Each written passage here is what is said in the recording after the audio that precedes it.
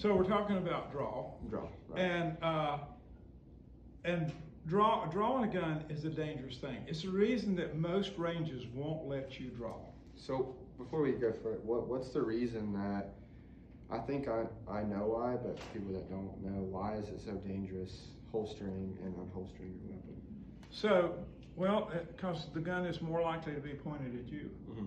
So, Barney Fife was really lucky. He never shot himself in the foot. As many unintentional discharges as he had. But he was really, really lucky because it was really common. A long time ago, this guy came in the store. I was working behind a gun counter when I was a pimply-faced kid working at Gibson's. And a guy came in and bought a 22 and a quick draw holster, you know, old Buscadero rig, low slung, cowboy rig. And I told him then, I said, be careful with that. You know, you can shoot yourself with that. He came in like a week later limping. He had shot himself in the leg. He said that he shot at a hawk and then he was bringing the gun down and it went off. I'm sure he was drawing from a holster, and then he bought a 44 Magnum, and so I don't know what happened to him. Yeah. Didn't see him after that. He might have a peg leg now.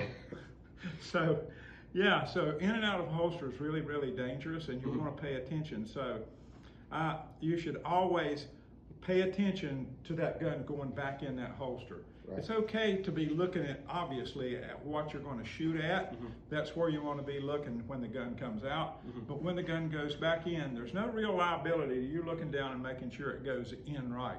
Okay. Because if you're using a gun in a defensive situation, you're not going to be putting it back in the holster until you're in a safe situation, right? So, yeah, I mean, you wouldn't engage and then reholster. And reholster, no, you wouldn't do that. So just build a conditioned response that when you put the gun back in the holster, you're paying attention to what you're doing. Got it. Watch a lot of videos on YouTube, and I see these guys like the GBRS guys or like competition shooters. When they are drawing, they're putting their hand or at it's like nowhere near the gun. Hand. Yeah. Is there a reason? Yeah, there's a reason, because you know your natural reaction, especially if it's a defensive situation, is to have this hand out here, right? And if this hand is out here, when you draw the gun, it's really easy to point the gun at your own hand. Very easy, yeah. So competition shooters, if the gun points at any part of their body at any time, they're DQ'd. Yeah. That's the reason they're going to keep this hand up here in a competition, and in the real world, it makes good sense too. Yeah. So at the beginning of the draw, this hand should be up here like this.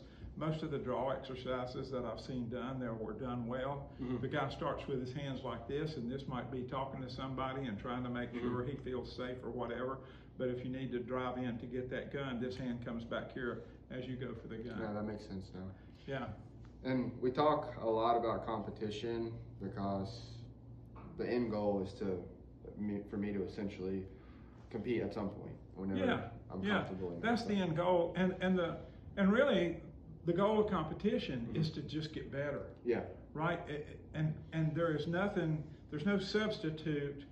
A better way to say it is there's nothing that will make you better at shooting than competing against other people, because you learn from those other people, and that's worth something. But you also go through repetitions, and repetition is the mother of skill. Right. So every time you go through that repetition, you're driving to be fast and accurate in most competitions that involve handguns. So you're just building your skills in competition, and it just makes you better.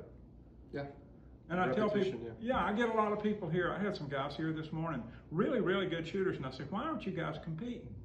Because they're really good. They're really good shooters, and they're law enforcement officers too, and that's a really good reason to be good. Yeah. In today's world. So really,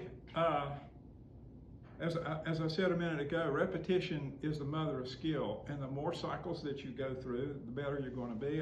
I wrote an article for, I think it was for Gun Digest or maybe Shooting Sports USA a few years ago, and I took pictures of me standing in front of a mirror drawing the gun, and I make a joke about Travis Bickle. You know who Travis Bickle was? No clue. Travis Bickle, it's a movie everybody ought to watch. It's a black and white movie from the 60s. Really early Robert De Niro, before he became an idiot. And Robert De Niro, the story was that they were between between shoots, and he was standing on the set, and he was drawing a gun and talking to the mirror. So he was looking at the mirror, and he would say, "You talking to me?" And he'd draw the gun.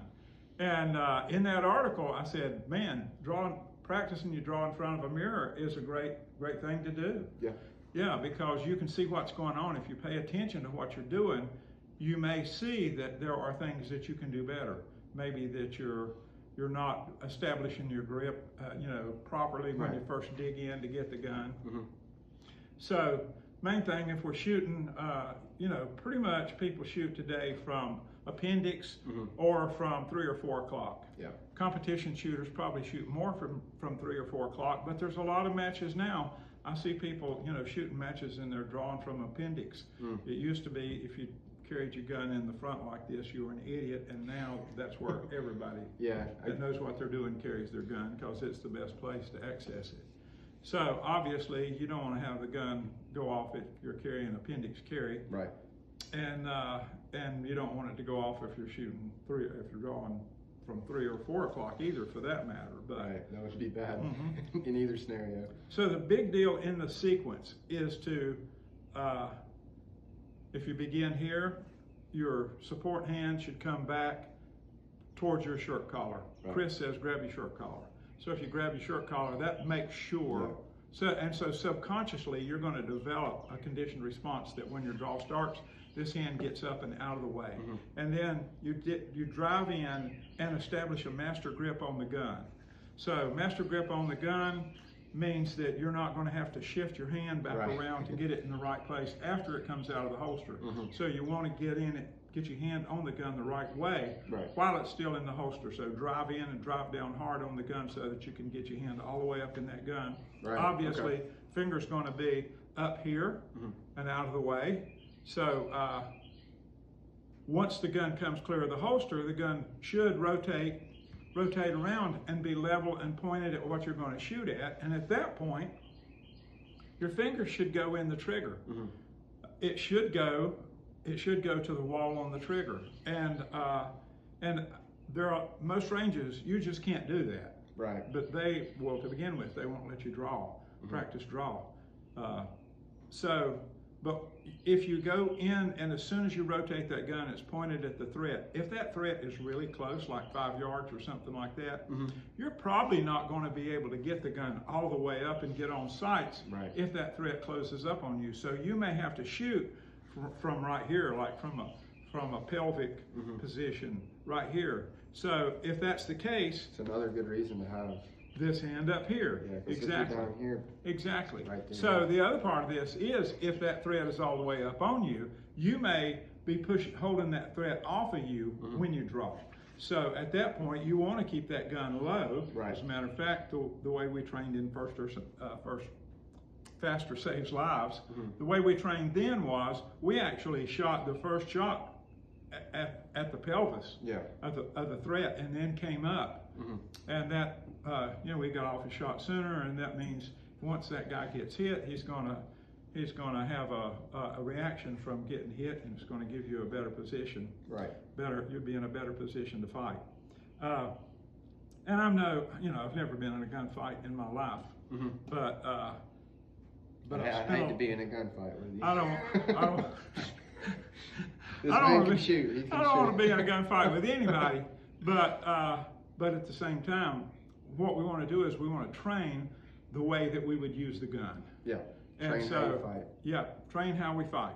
So that gun should, at that point, we used to talk about a 4-position draw. 4-position draw was establish a master grip on the gun, rotate the gun pointed towards the threat, bring the gun up close to your chest, because once again, if that threat moves up on you, you can shoot from this position here, and then press the gun out and finish up. So the problem with a lot of people, I had a guy come on the range one time, and man, he had watched all the videos, and he believed everything he saw on videos.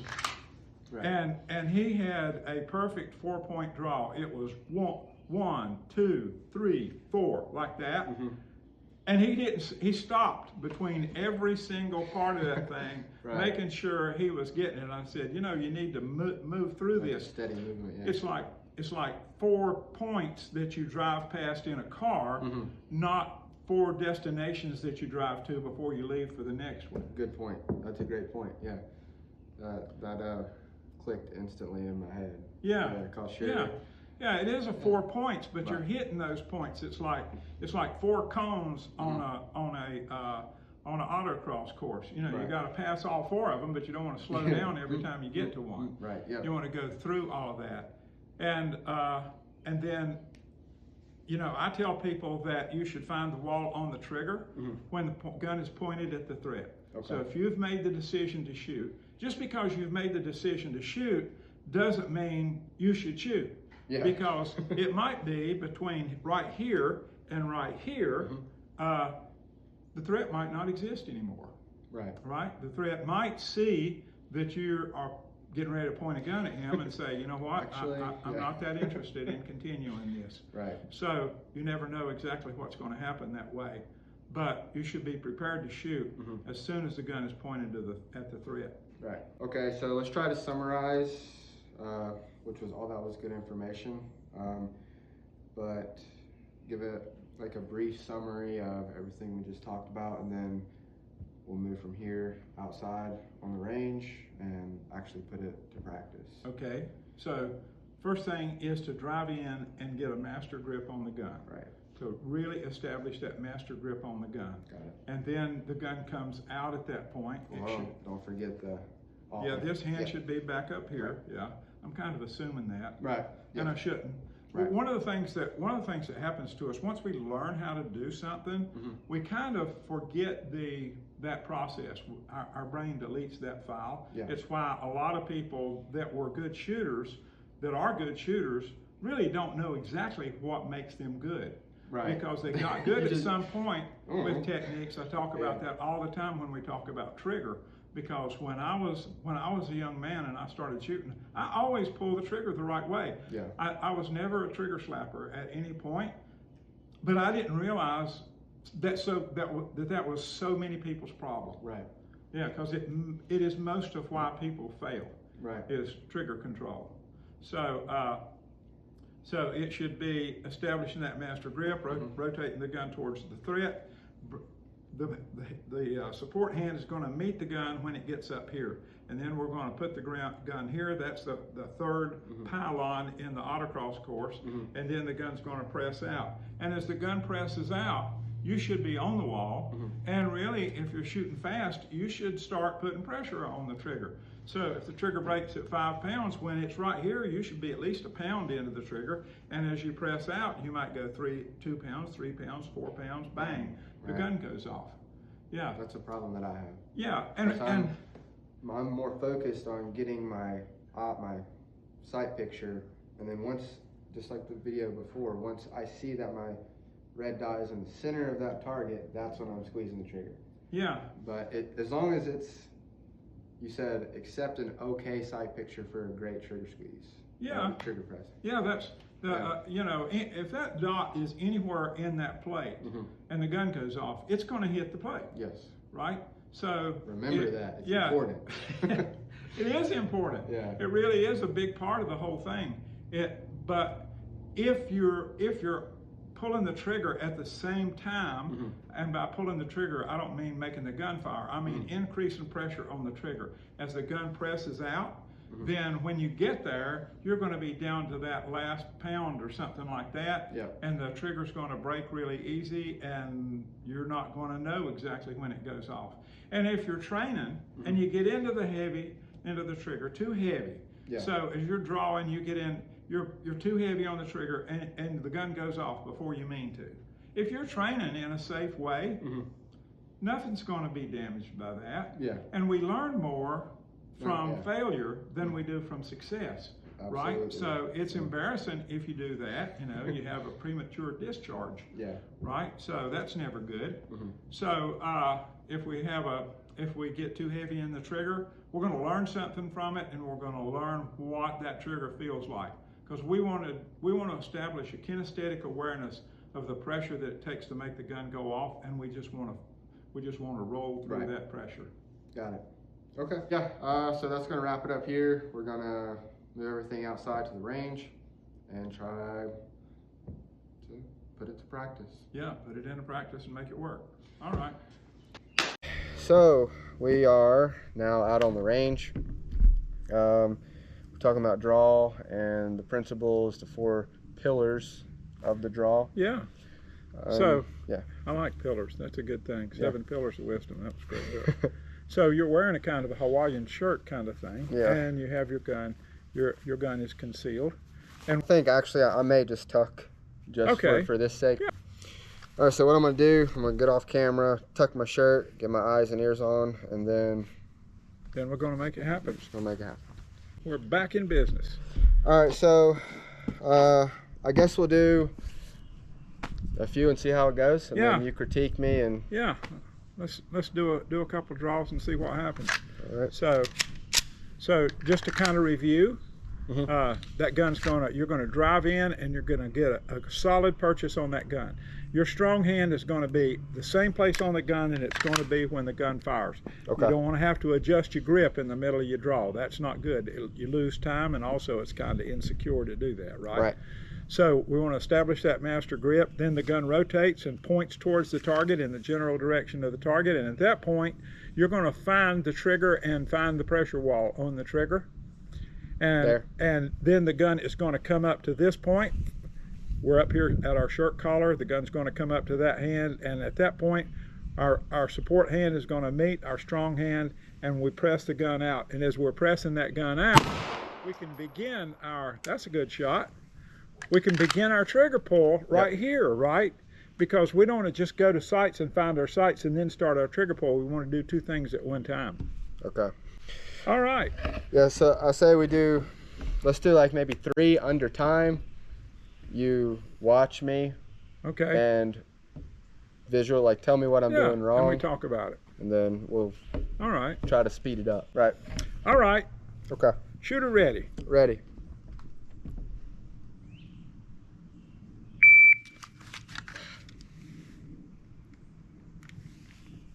It was all bad. Everything was bad. Okay, so I want you to think about this. Even when it's bad, I should have fight through. Yeah, fight through. Okay. Yeah, because if the guy with red eyes, green teeth, and a machete is running at you with and you draw and your draw's not perfect, you don't restart. Hold on. Yeah, time out. I didn't do that right. Go back. Go back. No, it doesn't have fight through. Right. When you do something wrong, fight through. Okay. You may get a good result when you fight through. Yeah. Sometimes you do. All right, shooter ready. Ready.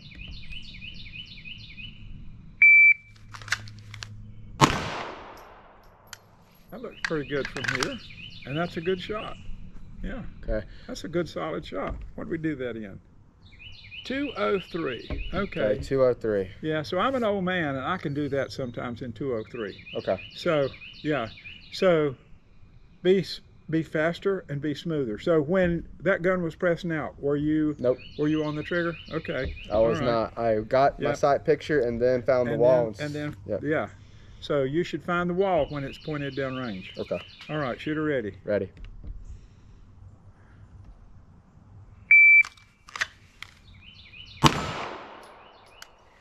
Okay. Feel better about that one? No. Okay. Okay. And I noticed the dreaded click also. I noticed the dreaded click. So you're a click banger. Yeah. So after shooting, as it recoils back on the wall. Yes. Okay. Yes. After shooting, when the gun goes off, once again, you're doing 2 things at one time. Yeah. Okay? So you pull the trigger, the gun goes off. You're managing recoil. Right. But you're also finding the wall on the trigger at the same time. Right. Because if you manage recoil and then find the wall on the trigger, you just cost yourself time. Okay. And when you're training, if you get back into the trigger too hard and you fire an extra shot you didn't mean to fire, in this case, it's just a shot that's going to either hit a piece of steel or go into a dirt bank. Yeah. It's not a life or death situation, and chances are in a deadly force event, it's probably going to be beneficial. Okay. We just want to learn to control everything, right? Yeah. I really like how you can kind of incorporate deadly force events or like self-defense in the training aspect. Yeah, because that's what most most action pistol competition, that's what it's replicating. Right. Yeah. So it's good to see both sides. Yeah. The skills that you build in competition work in real life, and the skills that you have in real life work in competition. Got it. Yeah, because it's basically you're doing the same thing. Okay. All right. Shooter Try ready. again. Ready.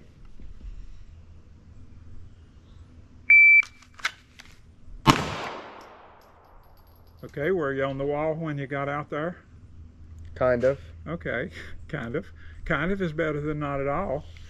I didn't hear a click. I got back on it. Yeah. Good boy, good boy. Yeah. There you go. And you're having to think about it now. Yeah. But remember, when you learned how to drive, you had to think about everything. And now when you drive, you don't think about anything. You just drive. All right, let's do it again. Let's do it. Do it the right way and do it smooth. Okay, good. Grip. Okay, all right. Yeah. But I fought through it. You don't need your thumb to grip the gun. Nope. But your thumb can cause you problems, because if you bear down with that thumb, do this again. Bear down with your thumb while you're on sights and watch the sights move when you bear down with that thumb. Yep. And this finger and this thumb, they are sympathetic to each other.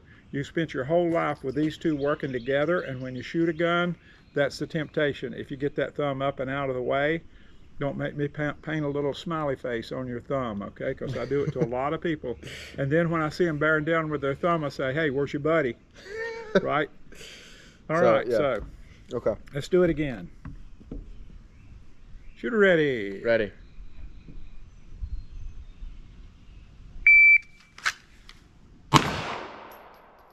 How'd that feel?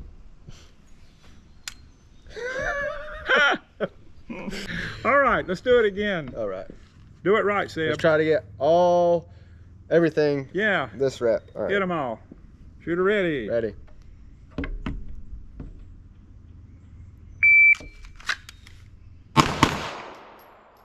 Okay, did you get too heavy on the trigger coming back? Yep. But you know what? If this was a deadly... but I heard a click! The third one didn't count. I heard a click! The third one didn't count. Yeah. I was trying to put it away. You didn't just screw up. You screwed up and doubled up on screwing up. I tried putting it back in the holster without hearing it. I should have said, ah! Yeah. Okay. But I did squeeze a little too hard on. And here's the thing, though. If this had been a real world event, if this had been a USPSA match, that's not a problem. If it was a plate match, you know, like a traditional falling plates match, that would have been a problem. Okay? I lost a round probably. Yeah, because you would have lost a round, then you would have been out of sequence, and it would have been all kinds of problems, because in a falling plate match, you shoot the plates in sequence and you only have 6 shots, and if you shoot a plate out of sequence, it doesn't count. Yeah. But we learn from mistakes, right? Right. And when we're training, mistakes are cheap. Yeah. Shooter ready? Ready.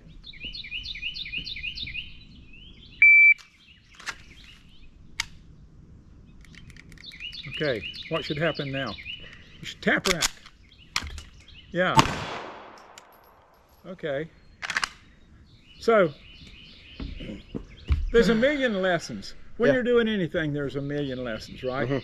So, a lot of people, I see people, they pull the trigger, the gun doesn't go off, and then they turn it sideways and look at it like it might have a penis growing out of it or something like that. But this is YouTube, you know, I don't want to be too graphic, but you get my drift. So what should happen, if you pull the trigger on the gun and it clicks and you're going to shoot, you should tap the magazine to make sure it's seated, rack the slide, and go right back at it and fight through the problem, right? Right. Once again, if we have a problem, we fight through that problem. We don't condition ourselves to stop when we have a problem. Yeah. Shooter ready. Ready.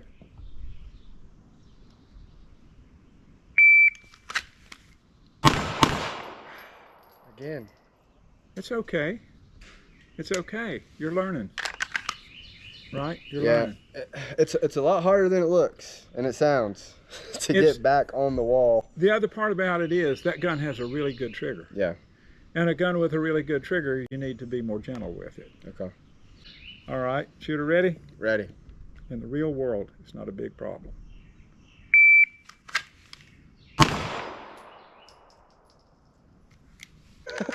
Did it that time. And 1.9. Faster. Okay. Yeah. Okay. All right. So this, with that holster and that gun, you ought to be doing this in 1.5. 1.5. Okay. Okay. Really good shooters do it in 1. Right. All right. Make me proud. Let's do Here it. it comes.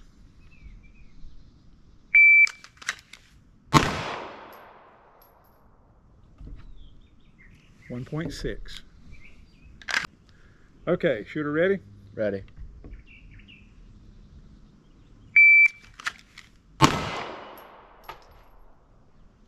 I knew that one was better. Mm-hmm. I knew that one was better because as soon as that gun was there, the gun went off. So you were finding the trigger as you went out, yep. right? Yeah, and that's what you want to do. What was that time on that one? That time was 1.49. Hey, okay. Yeah, we're under 1.5. Yep. Barely. Okay. But we are. Yeah, but we are. That's right. Credit given where credit is due. Right. All right, shooter ready. Ready.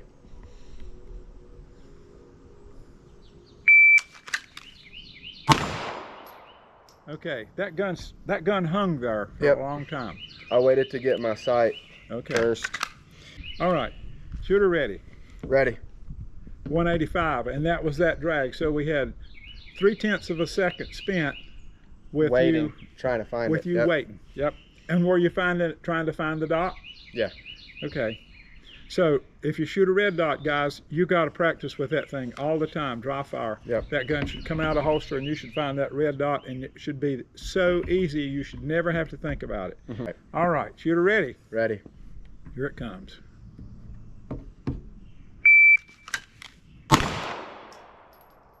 Oh, looks pretty good. 1.5 even. Okay, so you got a 1.5 second draw to a significant hit. Mm-hmm. That's not bad. We're at about 12.5 yards here. All right, shooter ready. Ready.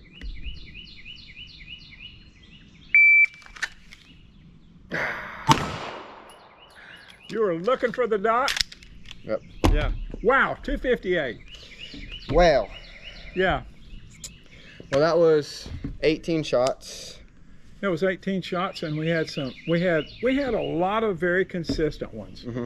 We had a lot of really consistent ones that were running right at 1.5 seconds. Yeah. And that's not bad. It's not great. Right. You know, did I tell you I was 74 years old? So maybe once or twice. Being 74 years old, I'm slower than I would have been when I was. How old are you, Seb? 32. 32. Wow. When I was 32, I was a real man. Mm-hmm. Oh, so, yeah. all right. So, that's it. So for me, I need to work on some dry firing at the house, and I'll do some videos and stuff of me training at the house, and then I guess stay tuned for the next video where we'll probably do the same drill and see if I've improved. And then we'll move to a new drill. Yeah, so goal should be 1.25 now. Okay. And when you get to where you can consistently do 1.25, mm-hmm. it should be 1. Okay. Right? Right. Because that's how we get better. Okay. Well, if every time you shoot you get better, yeah, then eventually you're going to be really, really good. I honestly feel like today I did get better a little bit. Yeah. Because before I would do it and I would do okay. I'd probably get similar times, but I wasn't really, like, I didn't know why I was doing good, you know? But now I have a blueprint to follow, and like from my draw to getting the sight picture, I have so many different steps that I need to work on, but now I know what I'm working on instead of before I was just drawing and shooting the gun. Yeah, and if you're sitting in front of the television watching this, or sitting in front of your computer watching mm-hmm. this, and you think, man, I can shoot better than that guy. He shoots better than probably 90 to 95% of the people that come to my range. Probably 95%. Mm-hmm. He's better than them. He's not a slacker, but he wants to be better. Right. And that's the whole thing. Yeah. And to be good, you have to work at it. Yeah. You have to work at it. I think that was the piece of advice you gave for new shooters. Like, if a shooter that wants to be better, they have to actually desire to be better. There's no free lunch, and for some people it's harder than it is for others. I think we'll end it here. Okay. Like I said, I'll practice at home. I'll do some video clips of that, and next week we'll have hopefully better times. Yeah. All right. The goal is to always get better. Yes, right? sir. All right. Fun. The end.